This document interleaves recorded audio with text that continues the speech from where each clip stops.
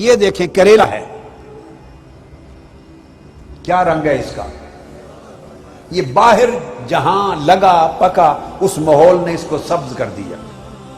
اب سوال یہ ہے بھائی، اگر زمین سے جو تاثیر آ رہی ہے، پانی آ رہا ہے، کھاد آ رہی ہے، جو کچھ زمین سے آ رہا ہے، یہ خوبصورت رنگ ہے، باہر جو رنگت بنی ہے یہ رنگت اندر نہیں جا پائی،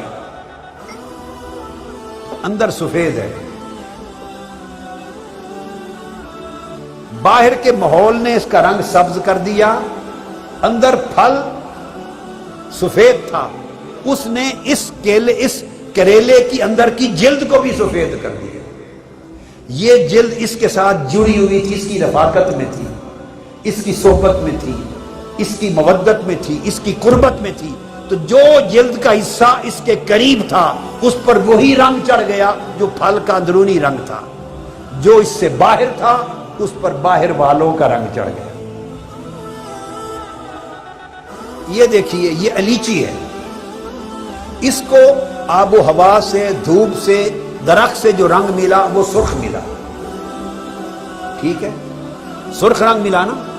اب اس کو کھولتے ہیں، اندر پھل اس کا، یعنی یہ ایک ہی چیز ہے، یہ مختلف تہیں ہیں، باہر سرخ رنگ چڑھ رہا ہے، اندر سارا پھل نور کی طرح چاندی کی مانند، اور چاندی کی مانند جو پھل ہے، اسی لیچی کی جو جلد ہے، باہر کا چھلکا، اس کے اندر کو دیکھے وہ بھی چاندی کی طرح سفید ہو گیا، باہر کی سرخی اندر نہیں آ سکی، اندر چاندی کی طرح رنگ ہے، گورا، اس نے اس کی اندر کی جلد کو بھی آپ دیکھیں اسی چاندی کی مانند سفید کر دیا، چمکدار کر دیا۔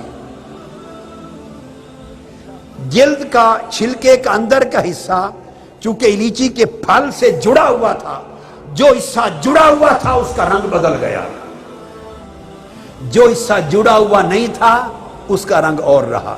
یہ دیکھیں، یہ ٹماٹر ہے، اب اس کی جلد الگ ہے ہی نہیں، اس کی جلد الگ، اس نے فنا کر دیا، اپنے ظاہر کو فنا کر دیا، تو جو رنگ اندر تھا وہ سارا باہر بھی ایک ہی ہو گیا۔ اس کو کاٹو بیٹے، کاٹ دو پرے۔ اس نے اپنے ظاہر کی کچھ چیز رکھی نہیں، اس نے فنا کر دیا، تو اندر جو پھل کا رنگ تھا وہ اس کے باطن میں بھی چڑھ گیا، ظاہر پہ وہ سارا ایک ہو گیا۔ آپ ان سب پھلوں کو دیکھیں، جس پھل کی کا چھلکا دبیز موٹا نہیں اور آپ اس کو چھلکا سمیت کھاتے ہیں، یعنی اس کا ظاہر کوئی نہیں رہا، وہ فنا ہو گیا ہے، جیسے اس کے اندر کا پھل کھاتے ہیں ویسے اس کے چھلکے کو بھی کھاتے ہیں۔ دیکھو نا، کیلے کے چھلکے کو نہیں کھاتے، اتار کے کھاتے ہیں، اور جب آپ اس کو کھاتے ہیں کوئی چھلکا اترتا ہے؟ بولیے بولیے، اس ٹماٹر کا چھلکا اترتا ہے؟